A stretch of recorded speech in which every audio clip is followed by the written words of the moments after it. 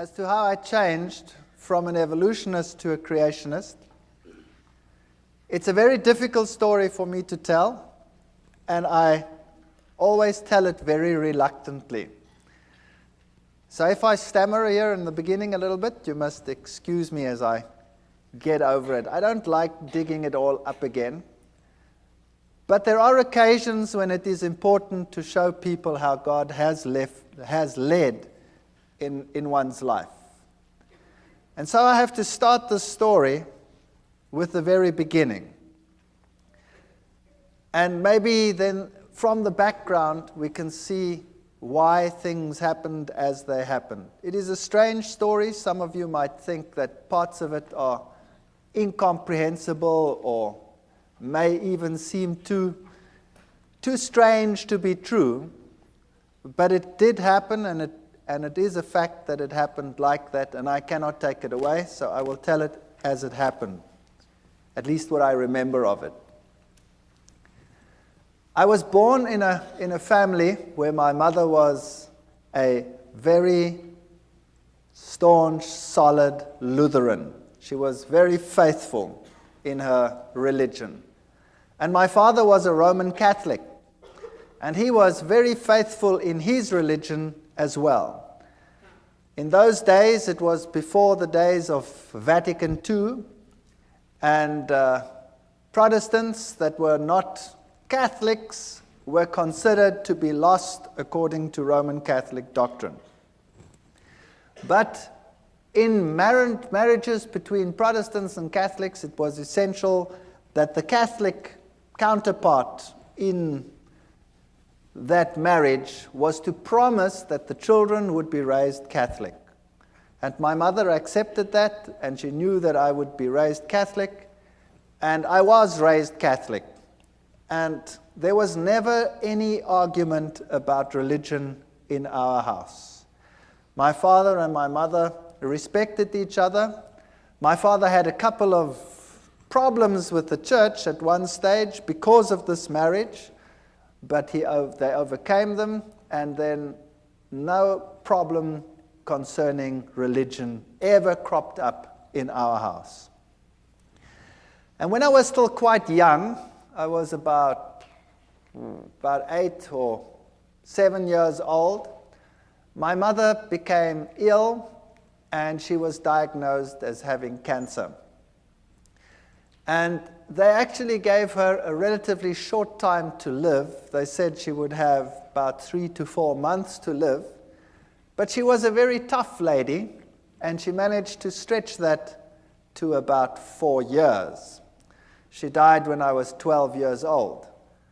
But those 4 years were very, very miserable years. She really suffered more than anybody else that I have personally been in contact with. She lost one part of her body after the other. They had to do mastectomies, and then they took out part of her intestines, and she had to have colostomies. And eventually she just lost more and more and more, and she had one operation after the other. In those days, they weren't as sophisticated as they are today. They burnt her under the radium treatment. They forgot her there. They had to peel off black pieces. So she really suffered tremendously. And through all this, she never, ever, ever gave up her faith. And I was very attached to my mother. But because of all the problems in the house, and a mother that was on the verge of death for a long time, over a 4-year period, there was also quite a bit of tension in the house. Now, while at school, I received religious instruction, of course. I was in a Protestant, largely Protestant school. It was the German school.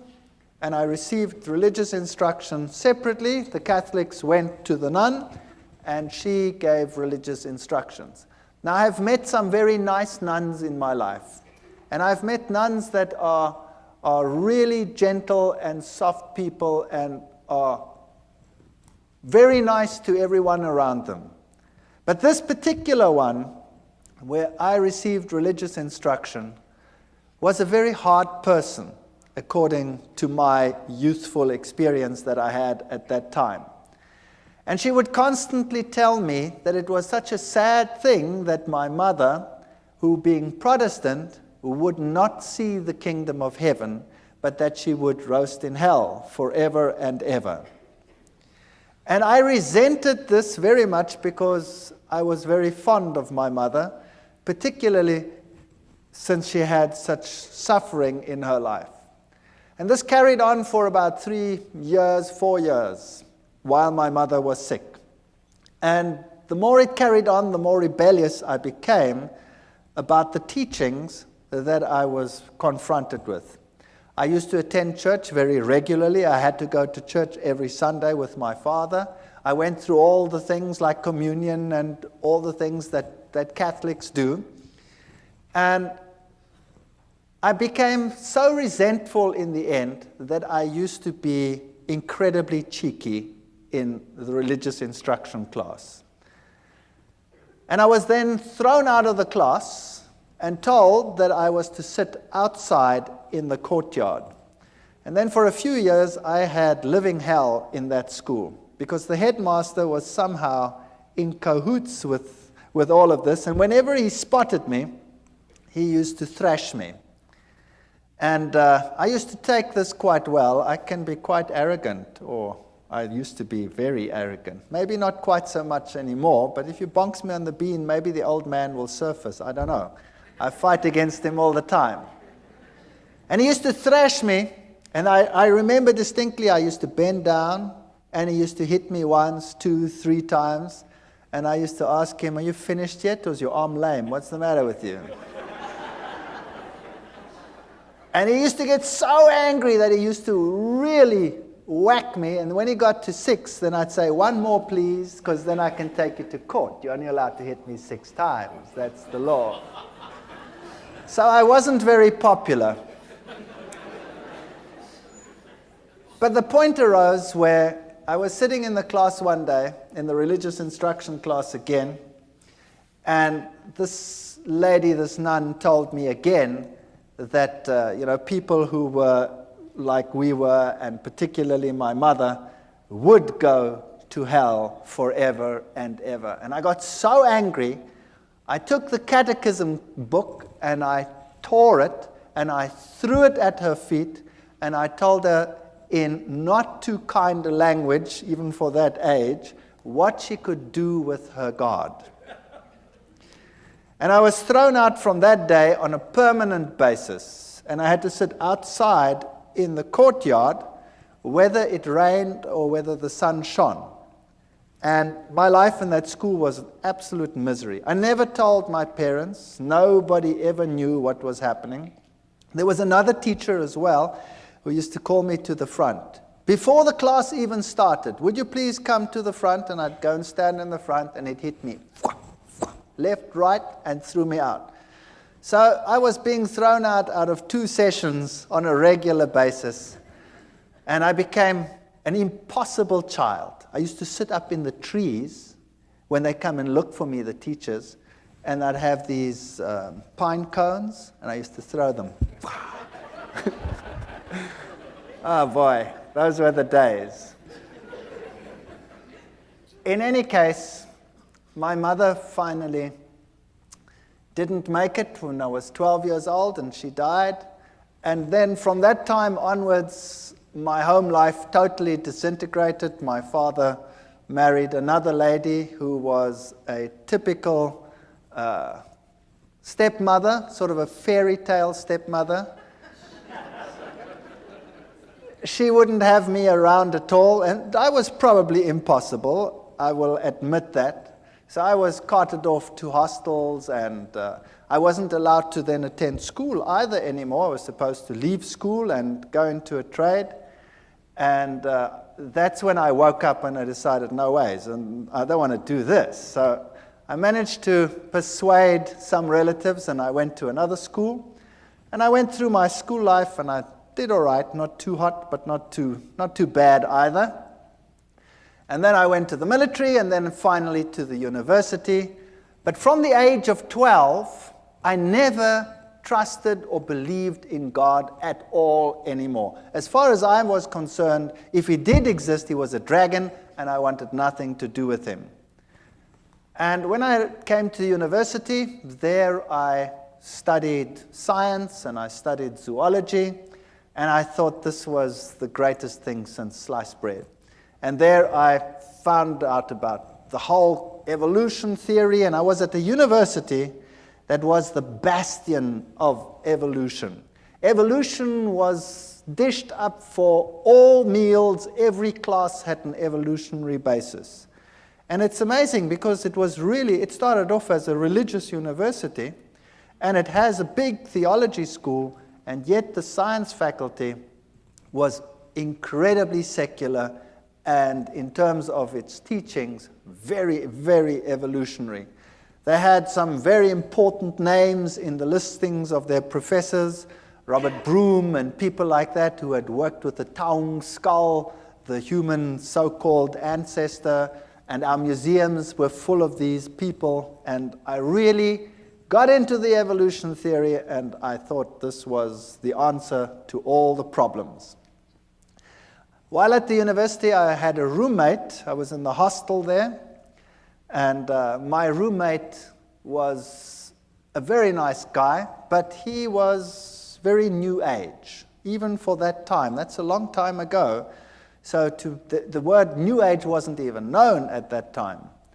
And he was into Scientology. You know the science of Scientology, where they put you on the e-meter and you go through your past lives and through all the problems that you had, and you clear your karma by talking it through and talking it out, and then eventually, then you become God and you've got it made. In any case, he became my best friend. And I had nowhere to go on weekends. I had nowhere to go during the holidays. I always had to work, put myself through university, because my stepmother had convinced my father that he mustn't pay anything, so I put myself through. I had a great relationship with my father years later, so that'll come right, as you can see. Even the worst situations can come right. And on holidays, I didn't know what to do, so I used to go home with this chap to where he lived, 2,000 kilometers away in another city called Durban. And every holiday, I used to go home with him because I had no home to go to. And there, I met my current roommate, my wife, who happened to be his sister. Far better roommate than he ever was, I'll tell you. And I have to tell you a little bit about her background. Now you know why I was an atheist. I didn't believe anything. I accepted the evolution theory. It was the answer to all my problems. Now, her background was entirely different. Her father worked in his younger days for a newspaper, and he was sent to investigate all the strange occult occurrences in the country. So he worked for this newspaper, and he had his team and his infrared cameras and all the stuff that you need, and he toured the country from one strange occurrence to the other. He was very skeptical. He believed nothing. He thought it was a big joke, and seances were a big joke and a big fake. And as he attended one meeting after the other, he realized that this was no joke. When he started investigating some of the strange events, and he'd put up a camera at one seance, he was putting up cameras, and he was always looking underneath for hidden mics and what have you, and something grabbed him. There was nobody that grabbed him, but something grabbed him and beat him up to such an extent that he had an egg-sized boil on the top of his head and was lucky to get away with it with his life. Now, when that happens to you, you start thinking, well, there was some hidden microphone that did that. And he came into situations which were so strange that he became involved in them later. Situations like a house where, when the little child had been sent to bed, the shoes would come walking through the room. And another situation where a newborn baby used to scream hysterically, and when the parents came in, they'd always used to find the baby on top of the cupboard, newborn baby, out of the cot, on top of a cupboard, and they'd walk up and just manage to save the child as it fell down. Now, he went to that house and he sealed every single window, and he had his guards outside because he thought, somebody was playing the fool. and he kept the lock, and he waited there, and sure enough, the child screamed, and he went in, and there the child was on top of the cupboard, and he just caught it as it fell down. There was other occasions when in a certain house, human excrement was flying around. And he sat in this house, and it started howling, and the human excrement started flying against all the walls. Strange, strange occurrences. Witchcraft of the worst kind. There was one house that was plagued by a baboon that used to come in and tear everything apart. That's a big ape. And it tore everything apart, and it terrorized this family, and they could never catch it. And then one day, they shot this baboon as it came in, and it ran out, and the blood trail ended up on the veranda outside. And as they came out, the blood trail ended, and there lay one of the workers dead. So this was typical African witchcraft as you find it in Africa, in some places even today still. And this convinced him that there definitely was something going on, and he got into seances more deeply, and then he started learning that, there were higher mediums and lower mediums, the riff-raff mediums for the lower people, the higher mediums who communicated with the better spirits.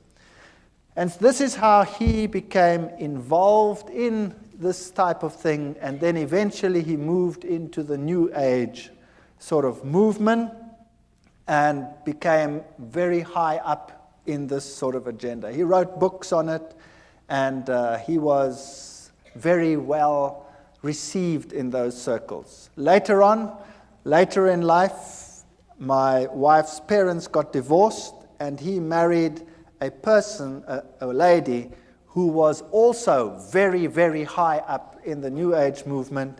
In fact, she is one of the instructors in the Course of Miracles. She teaches people how to become Christs and to perform miracles. Incredibly evil situations sometimes in that house, and the occurrences that happened in my wife's house as a child were very strange indeed. They would have one chair where there was always someone sitting breathing heavily. And they had a cane that used to go walking and a rattling and sort of things like that. She grew up with this situation. To her it was nothing. She was used to it. Now to me it was very strange, and I was an atheist. I didn't believe anything. I tried to rationalize it in a scientific sense. And then when my wife and I got married, we moved to the city where I was in the university, and for years there was no real problem. And then my wife, we had the first child, the second child, and then the youngest child my wife was expecting when my father-in-law came to visit. And he moved into an outside flat that we had, an apartment, and there he stayed with us. Now, thinking back, I know that this is where it all started. Because if you have an occult presence, then you will have this influence on your home for a long time. I can perhaps tell you that when we were just married, we moved to very close to them, and there were very, very strange occurrences in our house. Absolutely horrendous occurrences on some occasions. Our dishes would fly through the rooms and smash against the walls and things like that. Or you'd park the car and the car would rock and fall over against the side of the garage. We had very strange happenings on a previous occasion. But you forget about those things, and later on you rationalize them as well, and you say they didn't exist or they were strange. When my wife was expecting this last child, when my father-in-law moved in, she became very ill indeed. So ill that we didn't think that she would survive. And she was in hospital, in and out of hospital, and on a respirator, and she was very, very sick. And then we decided that there must be something wrong with this pregnancy, and the doctors had a look at it. And they said that the best thing to do would be to have an abortion, because the child was probably dead. They didn't have a scanner at that stage in those hospitals, so they couldn't tell properly, and they didn't know whether this child was perhaps dead. So we decided that we'd have to transfer to another place where they could do a scan, which we then did. And she was very ill. She had a very high temperature. And they did the scan, and this little fetus was only about so big. And he was perfectly well, and he was sucking his thumb. And we decided that we weren't going to do this. We were going to sit through it and see what happened. And eventually, through 9 months of hell, and of sickness and coughing, and more in hospital than out of hospital, my wife was discharged, the child was born, and this child was the most miserable child that you can imagine. He was impossible. He used to scream from morning till night. If you wanted to feed him, you had to wrap him round and round in a blanket so that he couldn't move his arms, or else he'd claw and scratch at you while you were feeding him. And if you put him to bed, he would scream and scream and scream. And so we had a technique where you sort of sit there and rock and rock and rock the bed until he finally falls asleep. Then you sneak off to bed and you try and fall asleep, and the minute you sleep, he screams again. And this carried on for months. It was absolutely chaotic.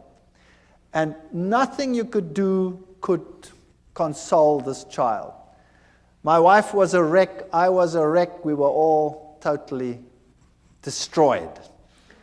And then one night at 2 o'clock, I had a dream that I was being strangled. And it was so vivid that I woke up with this perspiration falling down my face, and my heart was pounding like some drum inside me. And I sat upright and tried to recover from this terrible nightmare. And the next moment, the little one in the next room screamed as if he was being murdered. And my wife and I got such a fright, we stormed out of bed, ran to this little baby, picked him up, and as we picked him up, he started shaking violently. And his temperature would rise, and then he'd go into fever cramps. And so we rushed him off to hospital, and they had a look at him, and they had to put him in a refrigeration tent. They had a tent sort of that's cooled, and put him on a drip, and then it would be touch and go whether he would live or whether he would die. And he'd recover from this and come back home as impossible as he was before. And it would go fine for about 2, 3, 4 weeks. I can't remember what the gap was in between. And then precisely 2 o'clock at night, exactly 2 o'clock, it was uncanny. We had a clock on our bed, and it was a display clock, so you could see exactly 1400 hours and 2 o'clock, whatever it was, 2 o'clock in the morning. That's when I woke up with this terrible feeling that I was being strangled. And I shook my wife and said, I've just had that terrible dream again. And then the little one would scream in the next room, and we'd run, and we'd pick him up, and the same thing would happen. It was so bad that we would think that we wouldn't make it to hospital, the child would die. There was nothing you could do. As soon as he started the screaming, his temperature would just rise, and it would just go so high that he would fall unconscious. Eventually, they got to know us so well that the hospital had this place prepared for him whenever it was necessary. They didn't know what was the matter with him. They could never find out. On one occasion, the doctor said they have to do a lumbar puncture because there must be something wrong with his cerebrospinal fluid. Maybe he has some brain infection that is causing this. And I remember taking him to this hospital, and he was just a baby. And afterwards, he screamed so that my wife became quite hysterical. When the doctors came out, they said, this is incredible. There were 4 adults that had to hold this child down. He was less than a year old, and the 4 adults had to hold him down because he was plucking them around. So this little chap was, if anything, definitely very much possessed. And you can rationalize it if it happens once, and you can rationalize it if it happens twice. But if it keeps on happening for weeks and months on end, that at precisely 2 o'clock you have an experience in one room, and then immediately thereafter there's a scream in another room, then the law of statistics tells you that no matter how atheistic you are and no matter how scientific you try and be about this issue, the two incidences are connected. And I was sitting in the hospital one day. My wife and I took turns to be with the little one, and he was in a very bad state. And it had happened for the umpteenth time. And there I was in the hospital, and I was marking papers. I remember it as if it were yesterday. I was marking. And all of a sudden, in this refrigeration tent, this child started shaking. And he started getting one of these attacks and fits in his bed. So I went and ran and called the nurse, and I picked him up, and he shook so that he tore the drips out. Now, this child had been on so many drips that they couldn't find the veins anymore on his arms or on his legs, so they had to put it into the veins here on the head. And he shook so that they tore out. Now I've got this child in this fit, and I've got this child with this thing torn out, and he tore the vein completely, so the blood was running down his face. And it was such a horrible sight that I went crazy. I couldn't handle this. And eventually he calmed down, and they put him back in the tent, and they got the drip back in, and he managed to survive the night. But that night I sat there and I said to myself, what can I do? There is no medical help. Nothing can help us. And the two incidences must be connected. Where do I find help for this situation? And they tell me, once a Catholic, always a Catholic.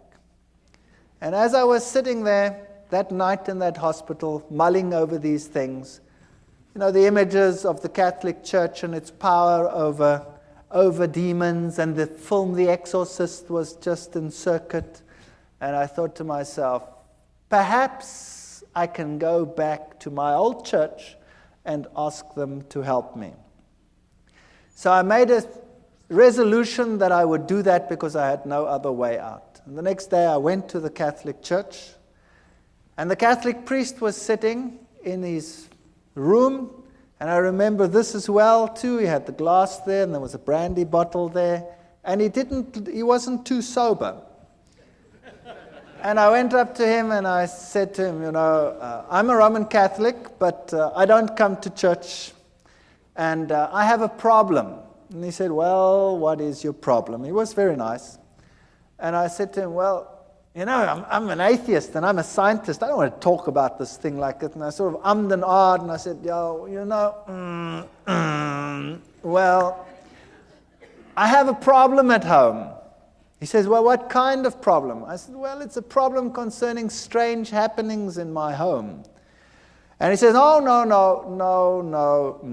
I want nothing to do with that. And he said, it's not my field. Give me your name, give me your telephone number, we'll come back to you. So I gave him my name and my telephone number. All I'd said was, I have strange happenings in my home. That's it. And I went home and I thought, well, that was a lot of help. Thank you very much. And I wasn't home very long when I got a call from another priest. And this one sounded very sophisticated. And he told me whether I would like to meet him at a monastery nearby. So I went to the monastery, and there was this old man. And he was so impressive. He really made such a powerful impression upon me. He told me to sit down. And then he started to tell me what the problem in my home was. And my mouth fell open. If there was a fly, it would have gone straight in. He told me there was a problem in my house, that Satan was trying to kill my son, and that we were being terrorized. And I said to him, that's impossible. How do you know that? I never said anything to anyone. He says, never mind how I know. I also know, he said, that the problem in your home is so severe that it will take the highest levels of action in order to get rid of it. And we will also have to say a mass in your house. And then he said to me, it is illegal for me just to say a mass in any house. To say a mass in a private house, I need to have permission from the bishop. And I already have it. Here it is. And there was the signed permission from the bishop to say a mass in my house. He knew beforehand what was going to happen. He knew beforehand that he needed the permission. And everything was arranged before I even told them what the problem was. Now, that blew me out of the water. Then I said to him, fair enough, then you can come to my house and you can do whatever you have to do. But I have a problem in that I am an atheist. And I haven't been to the church. And now you're going to say mass and all these things in my house. And, I've been a bad boy all these years. And he said, but surely you won't be an atheist anymore. And I said, what about my wife? She's not even Catholic. She's Dutch Reformed. He says, no problem. So he came and he spoke to my wife, and my wife was as impressed as I was, very impressed. And he said, take me through the house. And we went through the house, and when we got into the little one's room, all of a sudden, he started falling around. And he couldn't stand anymore, this old man. And I stood there behind him, and I was sort of doing this behind him, like they do on the stage in some of these ministries where the guys fall out and they don't know which way they're going to fall. Well, it happened there as well. And here he was, shaking and perspiring and really being battered. And eventually it calmed down, and we went to the other rooms, and then we came into our bedroom, and he was thrown around again, but not as bad as in the little one's room. And then he said to me, the little one's room is the worst place in your house. Now we have to exorcise your entire house. Bring me some water. We brought him some water. And then he took out special salt, which he said was very special exorcism holy salt. And he made the sign of the cross with the salt in the water. And then he also told me that he had a special ring with him which had the relics of a particular saint that was potent in terms of exorcising. And this priest, had been an exorcist for the Roman Catholic Church in many countries. He was Irish. And then he took this bowl of holy water that he had made, and he went to every single window and door in the house. And he took it and he put a cross on the windows. And of course, as it evaporates, you have this faint cross of salt on your windows. And he went through the entire house with this holy water, and then he put the holy water down. And he said, now we tell the Mass here in this child's room. And he prepared everything. And as he was preparing, we had lots of pets in our house. We had a dog and 2 cats and you name it, all the good stuff that one has when one has kids in the house. And as he was preparing, all of a sudden, all the animals came running into this room. And there they sat. And I looked at this and I said, well, this is weird. What's going on here? And he did the Mass. And then before he left, he said, what you have to do now is above every child's bed, you have to put the following. And he took out of his pockets amulets from Lourdes, where Mary had appeared. And he gave an amulet from Lourdes. He said there were many fake ones. This was the real thing. And we had to put it above each child's bed. And then he did an amazing thing. He took his ordination cross off. And he gave it to me and he said, this one you put over the little one. I hate it when the devil destroys little children. And we hung it up over there. And my wife was giving pottery classes at the Technicon at that time, and she'd made a very beautiful pot. And so she decided to give it to him as a gift, because how do you pay for what he did? I mean, what do you do? So she gave this to him as a gift, and he said, "This gift is so precious, I'm going to give it to the nuns that are in a certain monastery where they never, ever come out and see civilization." And then he left. And that night, we're very expectant. We take this little child, and he's quite happy, really, not screaming as usual. And we take him and we tell him it's time for bed. Now, normally that was enough to have blue murder in the house. And he was quite happy. And we put him into this bed. Now, he was only just starting to toddle. And we put him into the bed. And this child had always, when you put him into bed, gone into a fetal position and started bashing away and screaming and going blood red and going totally crazy. That night, we put him into the bed, and he rolled onto his back and laughed. And he put his arms out like that, and he did goo-goo sounds like little kids do, and he fell asleep. And for the first time in his life, he slept right through the night.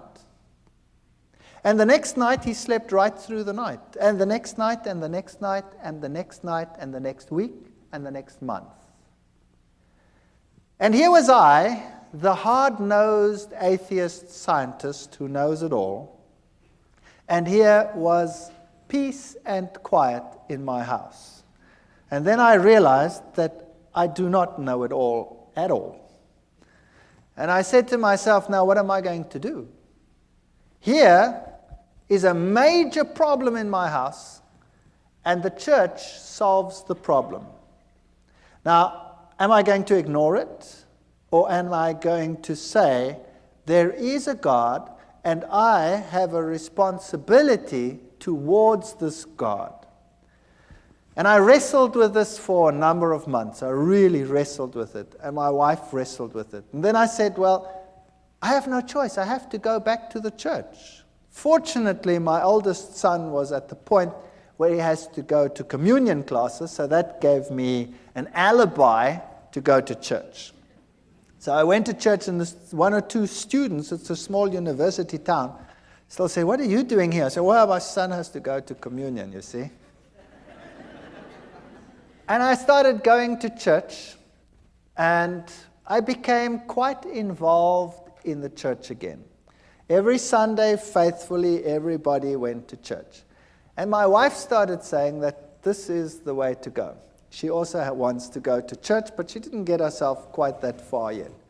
And because there was such peace and harmony in the house, we became more relaxed. And one day I was sitting there, and I thought to myself, this house needs a change. And typical German, I said to my wife, if we did this and that and the other, then, we could do something with this house. And I climbed into the roof and looked what was a bearing wall and what was not a bearing wall, and then I just took a sledgehammer and smashed out everything that irritated me. And we decided to restructure the whole house, which we did. I managed to accumulate some money, and I wasn't in great problems. And then we redid our entire house. And during the process, I had to go and see a man for the kitchen. I wasn't really involved in the church yet. I'm sort of in the stage of, I don't really know, but. And the man who did the kitchen came and said to me, by the way, I walk with the Lord. And I still remember distinctly thinking, oh, brother, another one who walks with the Lord. And I said to him, okay, that's fair enough. You walk with the Lord. I was very cheeky. You walk with the Lord, but I just want a kitchen. Is that okay? And he said, yeah, okay, that's okay. But can I give you this? And he gave me a pamphlet. And, well, he was a nice guy, and, I stood with the pamphlet, and I put it in a drawer. And I said, well, I'll read it later. And then he put the kitchen in, the house was finished, and when this was all done, I started going back to the church. And this carried on for a period of 1 year, and I faithfully went to church regularly. And I always sat there on a Sunday morning and I marveled at all the things that I knew were happening in the Catholic Church. I went through the catechism again as my son went through the catechism. And I wondered at the same ritual happening every time. You know, the host going up, the change from bread to divinity, the little box with the red light where God was. And I started puzzling as to why God wanted the same things over and over again, and why he was satisfied with the same ritual over and over again. But I was convinced this was the truth. I was convinced Catholicism was God's representative on this earth because it had solved a problem in my home. But I wanted to get to know this God. And I wanted to know what it's like to have a relationship with this God. And I looked at the charismatic movement where they had the slaying in the spirit, and I thought to myself, isn't that perhaps the experience that one must have in order to know that this God really exists? Because I don't really feel him. I don't know where he is. But on the other hand, I'd always been so skeptical of this, and I'd always said to myself, these people with their religious crutch. And then one day, I was sitting in class, and I was giving a lecture to a first-year group of students. I'd spoken to the priest, by the way, about evolution, and the Catholic Church said to me, of course there's evolution, there's no problem with that. So I had no problems with that either. I could carry on with my evolution and now believe in God. It was quite a nice arrangement. And I was in a first-year class, and I was giving a lecture with a very heavy evolutionary base. And a young girl got up in a first-year class. Now that takes courage. 300 first-year students, and a young girl gets up in my class. And she says, excuse me. And I say, yes, what's your problem? And she says, what you are saying is against my beliefs. What you are saying is a lie. I believe that God created the heavens and the earth. He is the creator of the universe. Well, I nearly exploded. I destroyed her. I ridiculed her. I finished her off. She sat down and she cried in my class. And I thought, well, job well done. And then the class was over, and all the students were very impressed at all the eloquence I put onto the board and proved to them what a ridiculous idea this was that this young girl had postulated. And I went back and sat in my office, and then there was a question earlier about conscience. Do you remember it? Well, this little voice here wouldn't let me go and kept on telling me what a mean son of a gun I was. And how could I, in front of everyone, attack and humiliate this young girl to such an extent? And I felt really bad about myself. My conscience wouldn't let me go. And I didn't know how to handle this. So typical Catholic way, I thought, well, on the way home for lunch, I wouldn't stay far from the university, so I always went home for lunch. I'll go by the Catholic Church and sit there for a while, and hopefully the feeling will go away. So I drove past, and I went into the church, and I sat inside, and it was locked. The door was open. You could come to a few pews, but around the altar it was locked, because thieves had been stealing. And I sat there and I spoke to God, and I looked at the little red light, which means that the host was present there, so God was present. And it struck me that he was locked up in that little box. And then I sat there for a long while, and I was tortured in my soul. I was tortured. And I said to myself, do you know, God must be here because he did such wonderful things in my home. My family is totally different. My wife was willing to be converted. I'd called the Catholic priest to our home so that she could become a Catholic. And for some reason, he just never made it. He never made it. He always had something on, but he was still going to come. And I sat in that church and I wrestled with God, and I told him that I have all these feelings and I don't know where he is, and I've never really met him. And I know that in other churches, all these exciting things happening, and here, we have the same thing every Sunday, and where are you? And I sat there in the pew and I said, okay, God, if you really exist, then now you must show me, because I really cannot find you. And with that feeling, I went home, feeling a bit better. And typical me, I was home quickly, and then I started rummaging in the drawer. I was looking for something, and all of a sudden, as I rummaged in this drawer, I pick up this pamphlet. This is now a year after this man who was walking with the Lord gave me this pamphlet. And I pick up this pamphlet and I start reading it. It was in German, and it had 3 columns.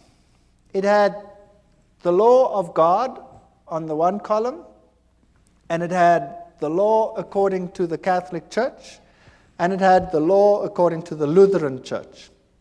And then it explained how the commandments had been changed by the church, and it had the Bible texts of how it had been changed. And I thought to myself, now, what rubbish is this? This is absolute garbage. And I said to my wife, I didn't say that, I called her by her name. I said, have we got a Bible in the house?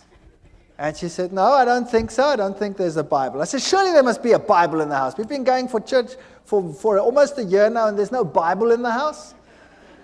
There were lots of catechism books in the house. So I grabbed the catechism book and opened it up and looked, and sure, the commandments as on the pamphlet were identical to those in the catechism book. And then I remembered an old box that an old lady that had died had left me. And I'd put it in the garage after having sorted out some of the things. And I remembered there were a whole lot of books, and I knew that little old ladies probably would have Bibles. So I went outside in the garage, rummaged in this box, and sure enough, here was an old Bible, an old German Bible. So I went inside and opened it up, and there it was. The 10 Commandments were totally different to what they were in the catechism book. And this puzzled me. So after 1 year, I phoned this cabinet maker, and I said to him, remember me a year ago, you put a kitchen in for me? He says, you know what? I've been trying to phone you all day. I had this feeling I must phone you, but I don't know why. What's the matter? I said, will you please come round? You left me a pamphlet and I want to talk to you about it. After 1 year. And he came round, and he was a nice guy. And we started talking. And then we started talking about the scriptures and about the Bible. And we started talking about the book of Daniel and the prophecies pertaining to Daniel chapter 7.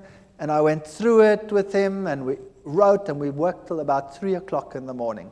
And he came the next day and the next day. And in 3 days, we'd gone through Daniel and Revelation, all the historic facts and all these things, and I wouldn't believe a word of it. And then I decided that the only way we're going to resolve this is if I check whether every one of those facts is really so. Whether those kingdoms and those kings and all these things are really so. So I went back to the university, to the history department, the theology department. I got everything that I could lay my hands on, and I checked and verified, and it was really so. And then I started finding out that the little horn of Daniel chapter 7, if you take it as the Bible says, can be none other than the Roman Catholic Church. What a shock that was to my system. Then I got the Protestant view of the little horn being Antiochus Epiphanes IV, and I went through all of that and found out, but it can't be him because none of the criteria fit. And also how the scripture had been changed on some of these points. But to be fair, I invited the Roman Catholic priest to my home. And I said, would you please come to my home? I have to talk to you on an issue. And he came. And my wife was there, and I was there. And I took the Bible, and I took the chapters in Daniel, and I went through with it in detail, and I showed him the change of the commandments and all these things. And then he said to me, I can't talk to you on this issue because I'm not into scripture at all. And I was stunned. Here was a priest, and he was not into scripture. He says, we have some specialists who are into scripture. But it doesn't make any sense to me, he says. And then he left. And then I had the ministers of other churches, and we argued right sometimes till the late hours of the night as to what the little horn was. And every time they come back to Antiochus Epiphanes, I'd show them, but it can't be because he comes after Rome, etc. It can't be in Greek times. And eventually they would all leave as well and say it can't be any other way. So I was confronted with this tremendous dilemma. And then the worst thing of all was we started talking about the Sabbath, this other man and I. And we went through the whole Sabbath thing. And then I said to him, but this is ridiculous. How can you keep a commandment which you keep because the Lord created in 6 days the heavens, the earth, the sea, and all that in them is? That's ludicrous. Everything came into existence through evolution. And he said, no, it came into existence through creation. God created it. You know, and the little girl pops up into my mind. And I said to him, but that's rubbish. He says, I'll prove it to you. I said, you try. And he tried. The next day he was at my house with a pile of books like this, all on creationism, and he gave them to me. And I remember going through those books. I was sitting in my office. I used to give my class and run back, and I went through those books very quickly. And I gave them back to him in a very short time period and said, there are your books. And he says, what do you think? I said, I've never read so much garbage in all my life. So he said, don't to worry, and he brought me another pile like that. And I went through that lot, and it was so confusing and so full of garbage. So I gave it back to him. And I said, it's so unscientific. I cannot accept this. So we argued about God being a creator or not a creator, and I would kill him with science. I had all the terminology. I was a lecturer. I was an evolutionist. I knew what to tell these people. I've been trained to wipe out people who oppose, the scientist on any of these fields. And he got so frustrated with me. And then one day he was so frustrated, he says, you know what? I said, what? He says, I haven't got a problem with evolution creation. You have a problem. You solve it.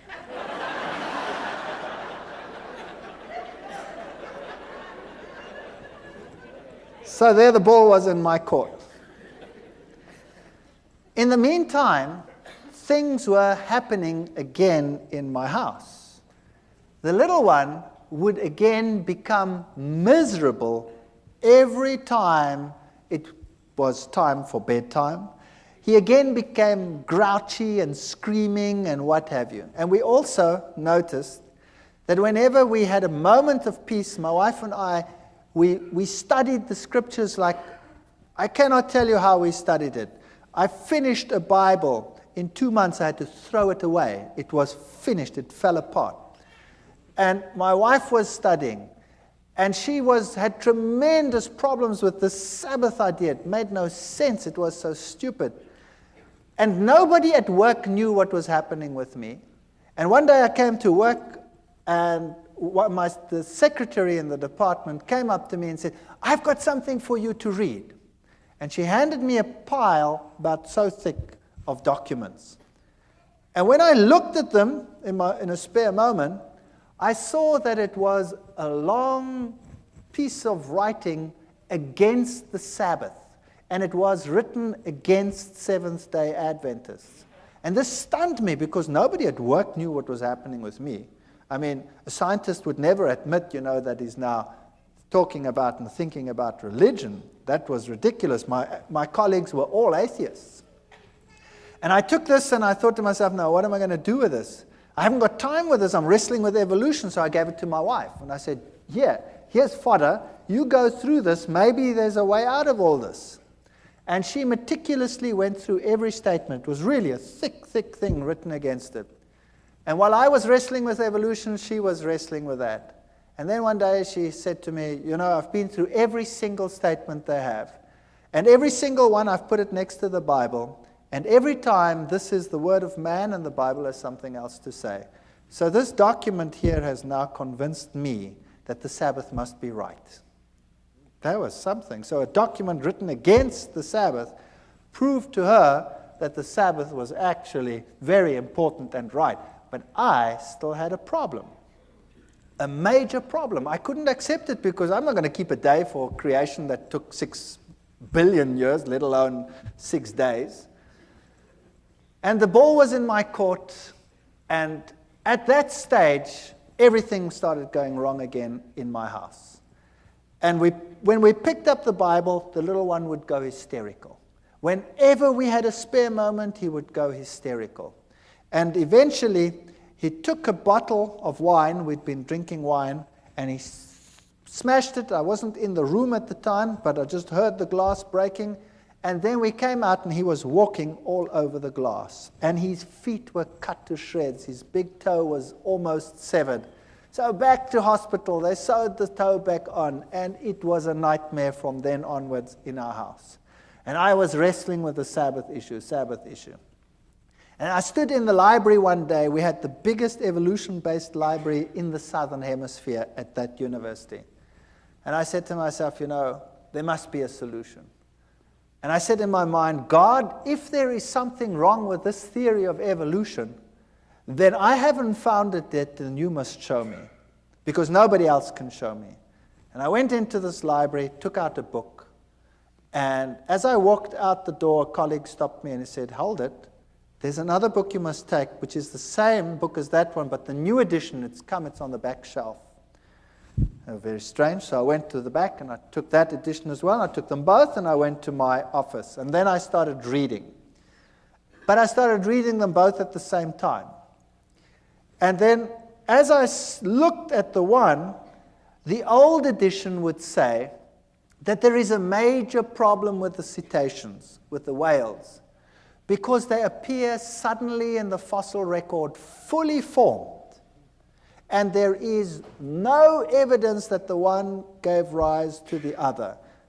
The new edition would couch it all in scientific terminology, would say cetaceans have an ancient origin and evolved from such and such to such and such and such and such and such and such.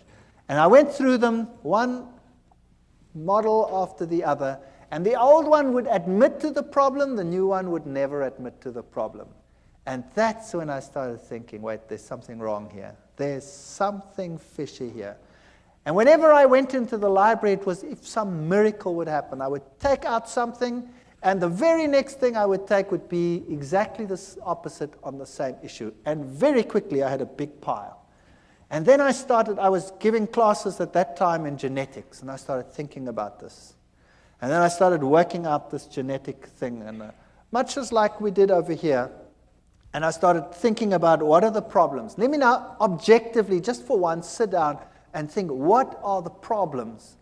And I came up with such a pile of problems that it stunned me. And something must have been helping me, because the problem list was so enormous, it was unbelievable. And then one night I was sitting at home, and child was impossible. He went to bed, and we went to bed. 2 o'clock at night, I had a dream. I was being strangled. And the little one screamed in the next room, and we ran, and the same thing happened. But he didn't get so sick that he had to go to hospital. He just got a very high fever, and we could handle it somehow at home. And then I contacted this other person, and I said to him, there's something very strange here.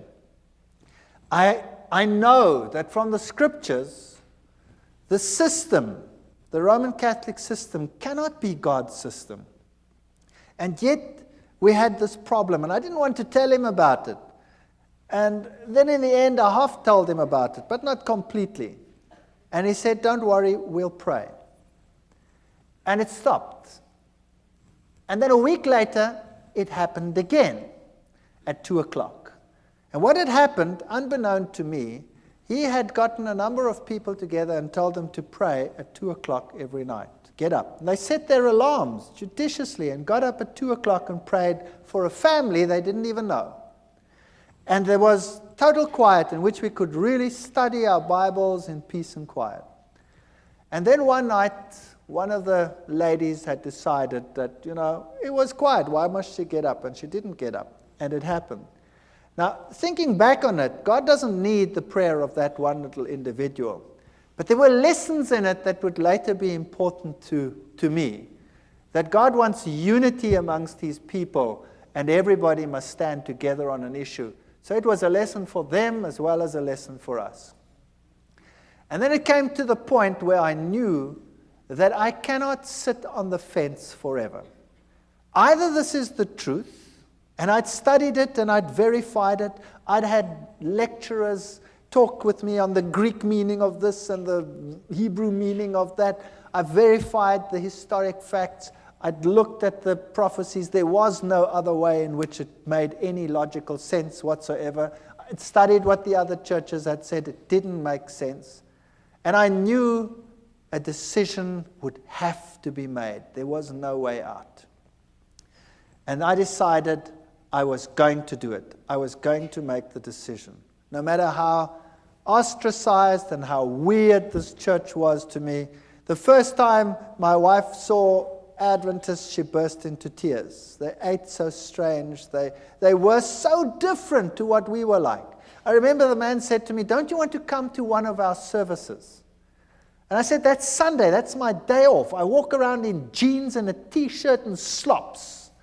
And I'm not going to any church whatsoever if I can't go exactly like I am. Because if I went to the Catholic church, I went in jeans and T-shirt and slops." He said, "That's fine. Come." So I went to the to the Adventist church, and I sat there in the back, and I looked at all these people with their suits and their ties, and I thought, yuck. And they all looked at me, but they were all pleasant about it. And strange things like that, and I didn't like the setup. I didn't like what they looked like. They looked so different to everyone else, you know. My friends were rough, and they would make coarse jokes and all kinds of things, and these were so different. My wife burst into tears when she saw things. She said, "I don't want that lifestyle. I want my old lifestyle. We used to sit around the swimming pool and drink beer and have friends over and, have parties and stuff like that." And they were so different. It's so night and day difference that you think you could never be happy over there. She cried and cried and cried, but knew somehow she'd have to go back in any case. And then one day I decided that I couldn't take it anymore at work with all this evolution teaching.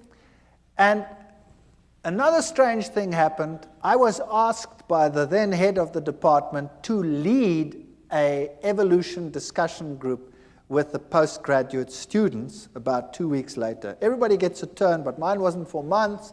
Something happened and mine was moved forward. Now I sat with a major problem. Do I go into that with my mouth full of teeth, pretending to be what I am not? Or do I stand up and for what I now believed? And I was really so chicken, it's unbelievable. I was so scared of this event. To lose face amongst your colleagues when you've been such a bee's knees all these years is really a painful experience. And I decided after much wrestling and soul searching that I would do it. My new friends, who had become less weird in my eyes over time, would pray for me while I did this. And I went into that lecture hall, and the whole staff was sitting there. This was a postgrad affair, so the whole staff is there and all the postgraduate students. And I start the ball rolling with the lecture normally, and then you start this evolutionary discussion group. And I started the lecture, and then I switched to the genes, and I highlighted every single problem. And I went through the whole gene system as far as I'd sorted it out at that stage. And I said at the end, therefore, evolution is not possible. Well, first you could hear a pin drop, and then all hell broke loose. One of my colleagues went blood red and started screaming at me like you cannot believe. And the foam literally started coming out of his mouth with rage. It was just unbelievable.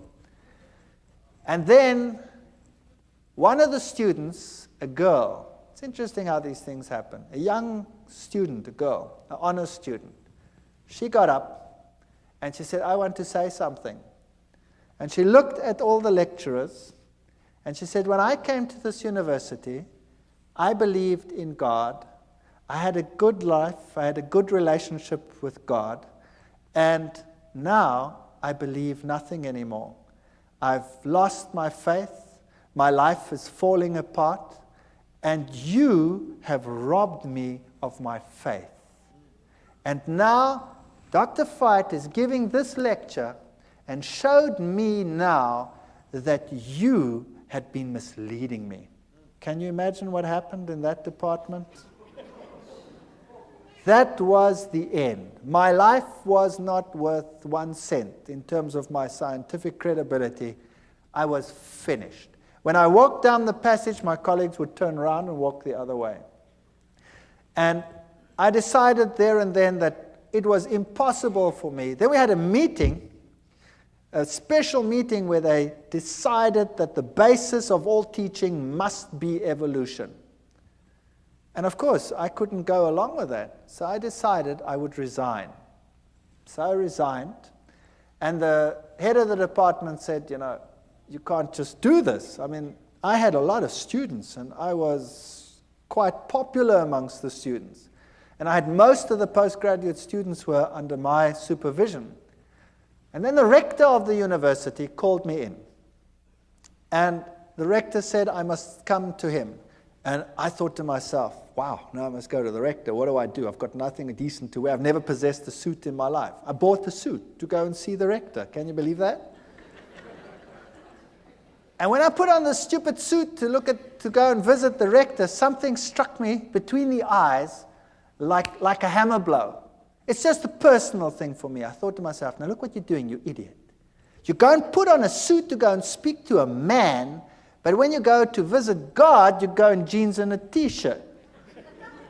Purely a personal thing. I don't mind anybody coming to church in jeans and t-shirts. That's fine. It's just for me personal.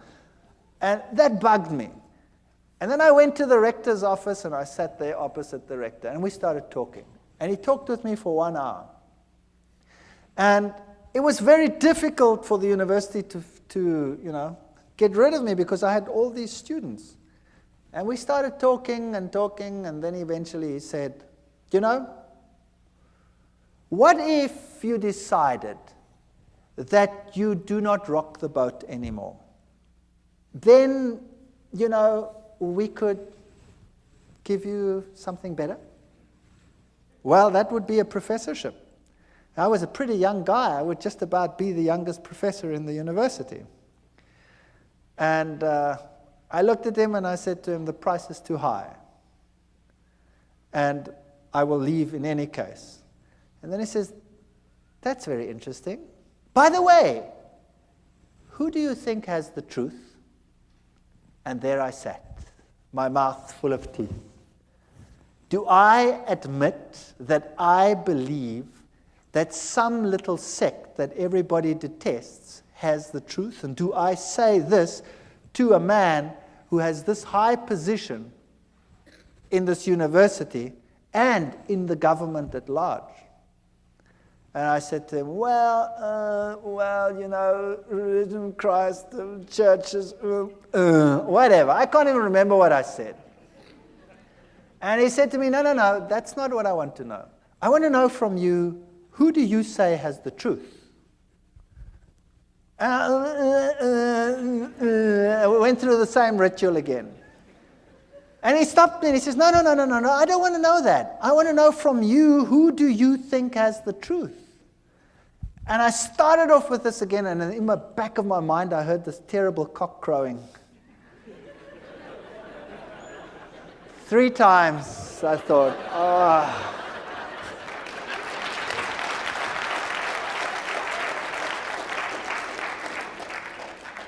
And I said to him, well, I think it's the Seventh-day Adventist Church that is preaching the truth. And I thought, now that's it, I'm a dead man. And he said nothing, not a word. He just said, oh, well, thank you very much. Congratulations on your choice, and I hope things go well with you. And that's it. And I've resigned from the university, and I put my house on the market, and the very first guy that walked into my house said, wow, what a house, and he bought it. The very first guy. And there I had this money, and I knew now my scientific credibility in the world was over. University was a career that I'd given up for my faith, and God would take care of me from now on, and things are going to be just honky-dory. I'm going to now take this money, and we're going to do something great with it. We're going to start a little farm somewhere, and we're going to get people to come, and we're going to witness, and we're going to do great things with all this money. And I got some guys together, and we started this thing. And then we planted wheat, and the wheat grew like crazy. And it stood so high that the farmers in the entire district came and said, "You guys, you were at university, you know something special." And I said, "Well, nah, we're doing exactly the same thing you're doing," but I think to myself, it's because we're walking with God now. That's why our grain is so much higher than yours. If you would do the same thing, then your grain would also be better. You see, once a Christian, boy, everything will go just great. And I was quite happy to be out of the university, and we moved out to this place, and we started this whole thing going. And then our money was all invested in the land, and we invested lots more money on loans and things for whatever is necessary to put in the wheat crops and all this sort of thing. And then a flock of birds arrived, such as you have never seen in your entire life. And they ignored all the farms with the little wheats on them, but they sat on mine and made it home. And they were just stubbles. And then, you name it, it went wrong. Sanctions came in against South Africa at that time. The economy was totally destroyed. Interest rates that had been at 3 and 4% shot up to 28, 30, 36% in some cases. And loans that were nothing to repay became a total nightmare. And the only means of making money was taken away, and we were totally destroyed. Everything I ever possessed was gone with the wave of a wand. It just ran through my fingers. And all the crutches that I'd been leaning on were gone. And the birds ate my fields. And I said to God, "How can you do this to me? How can you destroy me? How can you allow this to happen? And I have no means of supporting myself. I have nothing. My scientific credibility is zero. I can never go back to my previous job. I'm finished." And it got worse. And it got worse. And eventually, we had nothing left. No food, no nothing. And my wife and I and the children, we sat down and we talked about it, and we decided, if this was the truth, and I don't believe that all the things that had happened were from the other side. You see, when I made my decision, that child of mine had changed. He became a totally different child. Whereas before, he wasn't sick, but he had a dark, somber look in his face. He changed to such an extent that he became the sweetest, nicest child in our entire home. He became a pleasure to live with. And I knew that what had happened before was a ruse. I know the Bible says Beelzebub wouldn't drive out Beelzebub. But what had happened in my house is that he wasn't driven out by Beelzebub. When the Catholic Church had come and done its thing, Satan had told his demons, "Stand back." And when you stand back and allow the child to lie back and relax, they will be ensnared twice as much as they were before. And it happened. But after we made our decision, this child was completely cured. He is the most spiritual of all my children. And he is so different that I knew that had to be from God. It was a totally different ballgame. The other interesting thing that happened was that same Catholic priest, after all this time, more than a year, out of the blue, while I was wrestling with this decision, phoned me. And I picked up the phone and I said, "Hi." And he says, "I'm Father so-and-so." And I said, "Yes, that's strange. Why are you calling me?" And he said to me, "You know your father who's dead? Your father is having terrific problems out there in purgatory." It's true. He said that. And I said to him, "But how do you know?" Having done the study on the state of the dead and all these things and knowing what happened, I said to him, "How do you know?" He says, "The nuns that never see the world, they have been told by the other side that your father is in trouble and he is in trouble because of you. And you had better get back to the church quickly. And you had better start praying and having masses said so that this problem will go away." And I said, "Thank you very much for the information," and put the phone down and remember thinking, "You're too late, devil. You are too late." That man was a nice man, and he is deceived, I know. And the Lord will hopefully lead him to a better life and a better understanding one day. But here I was on this farm with no money, no means, no nothing, destroyed career, no chance of getting back, ostracized, laughing stock of the academic world, and no money. And we knelt down and we claimed every promise in the Bible and said, "Lord, you have promised you will take care of all our needs. You have promised that the children of a righteous man will never be seen begging in the street. There is no way out of the dilemma that we have. There is no money, there's no food, there's nothing. But we believe your promises." And we wrote a letter, and we put it down in writing, all the promises, and said, "You cannot lie. Therefore, these promises must be for us. And if our life out here is destroyed and our farm is destroyed, then so be it. There must be something else that you have in mind." And then we went to bed. And the next morning at 8 o'clock, the phone rang, and a professor from another university phoned me and said one of his colleagues has got a major problem and has to go away and has to take extended leave for a year. And they need someone to replace immediately, and the subject being taught is exactly the same field that I was in. And I said to him, "Well, what do you want me to do?" He says, "Well, you could come and give the classes." And I said to him, "But, you know, what about,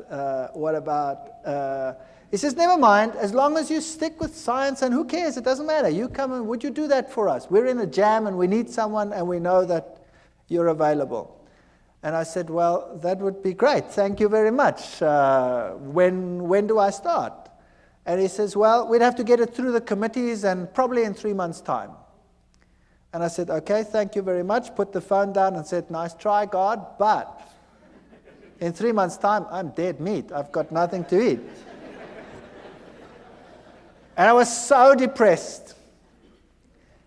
And then about 20 minutes to half an hour later, the phone rings again.